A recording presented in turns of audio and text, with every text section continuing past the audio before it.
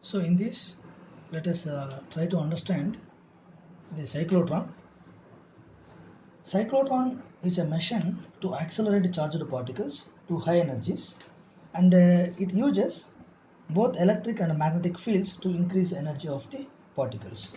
It consists of two semicircular disc-like metal containers called D1 and D2 called Ds. So let us take two Ds here.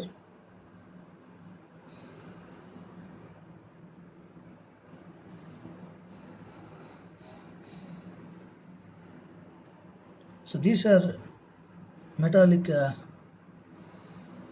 discs called Ds.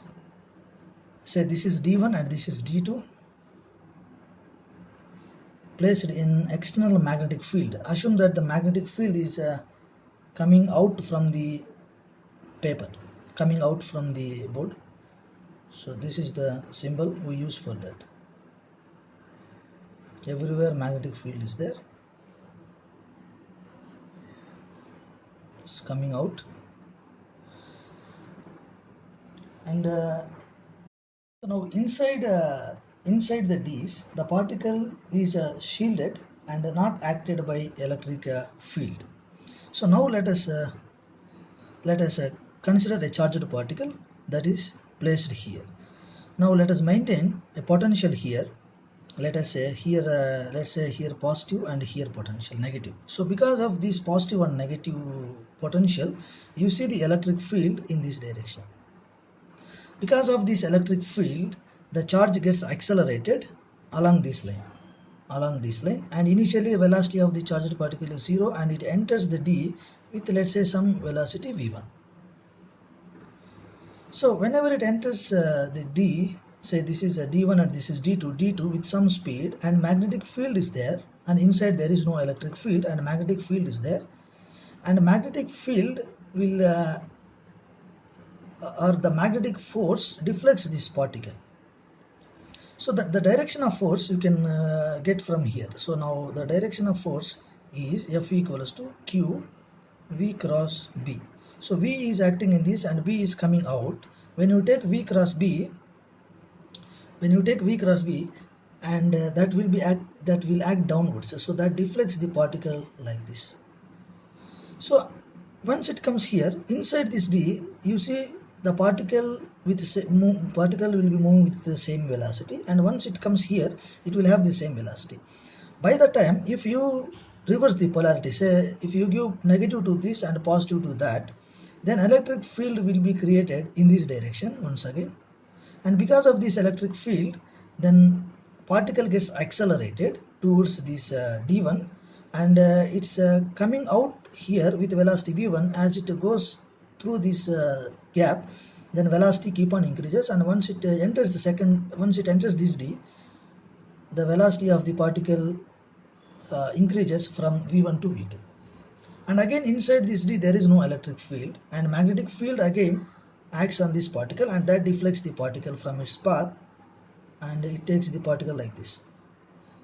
But velocity of the particle remains the same, and once it comes here, by that time, again if you reverse the polarity, say this is positive and this is negative, then electric field will be acting in this direction because of that field, and again particle gets accelerated, and particle leaves this D with velocity v2, and once it enters here it takes velocity v3. Say let us say velocity v3. So like this, for every turn, whenever it enters from 1D to second D, the velocity keep on increases, kinetic energy of the particle increases. Every time kinetic energy increases by QV. By QV. By this amount every time increases. So once you achieve desired kinetic energy, you can allow this particle to go out. For example, if desired velocity is v3, then you can then again here particle gets deflected by the magnetic field, and it takes the particle in a circular path.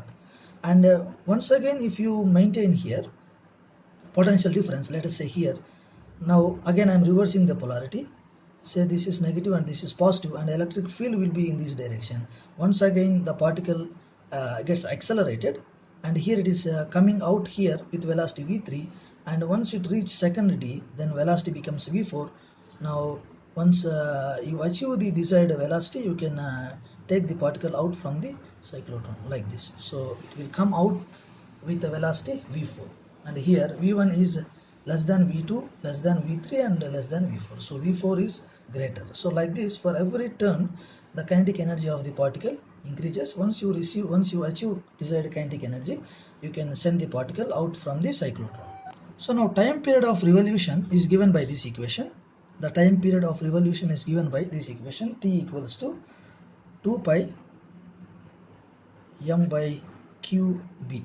2 pi m by qb, or frequency is given by uh, qb by 2 pi m, and this is linear frequency, and this is time period of revolution.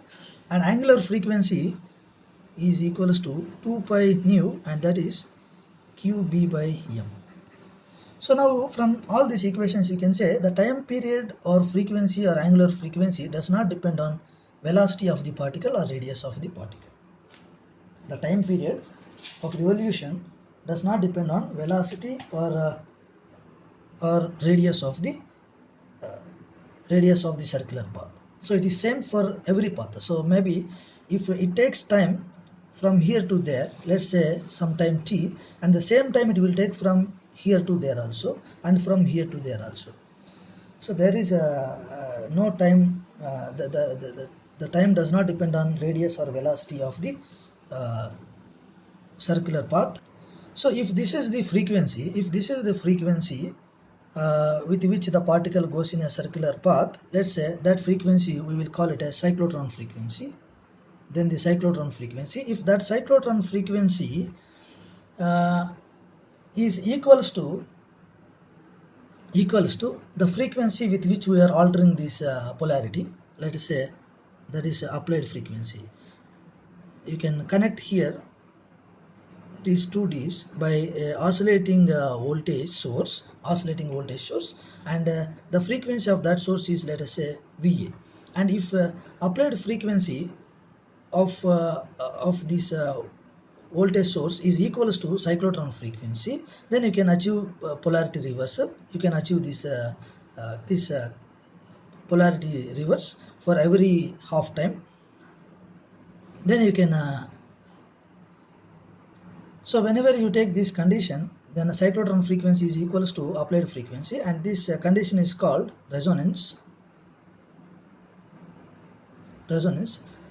It means that initially, let us say, this is positive and this is negative, and this D is at a positive potential, thus that D is at negative potential.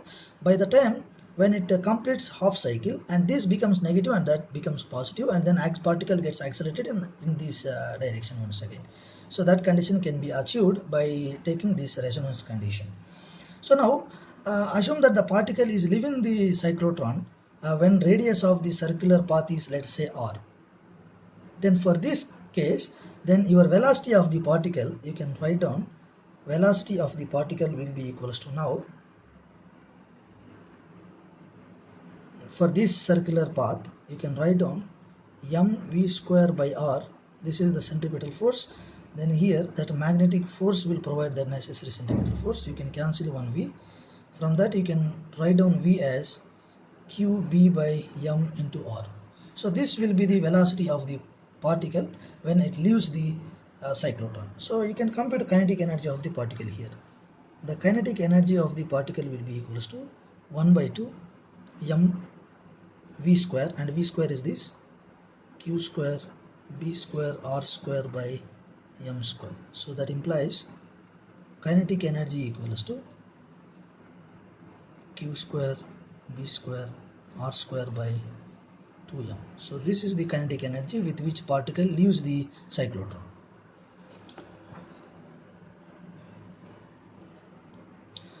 So the cyclotron is used to bombard nuclei with energetic particles and study the resulting nuclear reactions. It is also used to implant ions into solids and modify their properties, or even synthesize new materials. So look at this problem now. Look at this problem. A cyclotron's oscillator frequency is 10 MHz. What should be the operating magnetic field for accelerating protons? If radius of its d is 60 cm, what is the kinetic energy of a proton beam produced by the accelerator? The cyclotron frequency is given. It is 10 MHz. This is the cyclotron frequency. Now we need to find the magnetic field, operating magnetic field for accelerating protons. So B we need to find for accelerating protons. The radius of the cyclotron is 60 cm. And now let us use the equation, that is this equation, nu equals to qb by 2 pi m, nu equals to qb by 2 pi m. From here you can find operating frequency B equals to 2 pi nu m by q. So that is 2 into 3.14 into nu is 10 megahertz, it is 10 power 7, and mass of the proton is 1.67 into 10 power minus 27 by charge is 1.6 into 10 power minus 19 coulomb. So once you simplify this, you get magnetic field, that is 0.66 Tesla. So this is the magnetic field. And the next question is to find kinetic energy. To find kinetic energy, first you need to get what is velocity. So to get velocity, let us use this equation. Let us use this equation. Velocity equals to, or omega equals to v by r. From here, v equals to omega r. So that is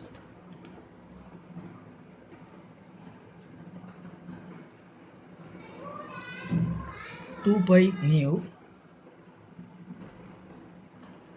r. So we know v nu value, that is 2 into 3.14 into nu value is given as a 10 megahertz, so that is 10 power 7 hertz, and r is 60 centimeters.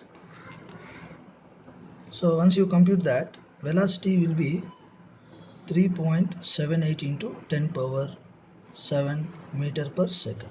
So from here you can compute kinetic energy. Then kinetic energy equals to 1 by 2 mv square, that is 1 by 2. Then mass of the proton is 1.67 into 10 power minus 27 into v square. So this square, it is 14.3 into 10 power 14. So once you simplify that, you get answer in answer, that is 11.9 into 10 power minus 13 joules. You can also get answer in terms of kilo electron volts, so that you get by dividing this by 1.6 into 10 power minus 19. So your answer in terms of electron volts is 7 into 10 power 6 electron volts, or 7 mega electron volts. So consider this problem. In a chamber, a uniform magnetic field of 6.5 Gauss is maintained. An electron is projected into the field with a speed of 4.8 into 10 power 6 meter per second, normal to the field. Find the radius of the circular orbit and frequency of revolution of electron. So the magnetic field strength is 6.5 Gauss, and we know 1 Gauss equals to 10 power minus 4 Tesla is maintained. An electron is projected into the field with a speed of 4.8 into 10 power 6 meter per second, normal to the field. Determine radius of the circular path. So we know that the centripetal force here is provided by magnetic force, that is QVB. Here velocity and angle between velocity and the field is 90 degrees, so you get maximum force, that is this. So from here you can write down that R equals to mv by qb, and so R equals to m equals to mass of the electron, that is 9.1 into 10 power minus 31 into velocity of the electron. It is projected with the speed of 4.8 into 10 power 6 by charge is 1.6 into 10 power minus 19, and the magnetic field is 6.5 Gauss, but 1 Gauss equals to 10 power minus 4 Tesla. So once you simplify this, you will get answer, that is 4.2 into 10 power minus 2 meter. So then radius of the circular path is 4.2 centimeter. This is the radius of circular path. And you can find out angular frequency. The angular frequency is given by this equation. It's V by R, that equals to V is 4.8 into 10 power minus 6, sorry 10 power 6, 4.8 into 10 power 6 meter per second, and radius is 4.2 into 10 power minus 2, that equals to 1.1 into 10 power 8, that is omega, that's angular frequency, that is radian per second. Now from here you can compute you can compute linear frequency. So the linear frequency is omega by 2 pi, and that equals to 1.1 into 10 power 8 by 2 into 3.14, that is 17.8 to 10 power 6 Hertz. Then the frequency is 17.5 megahertz. So this is the frequency of revolution of electron in the circular path.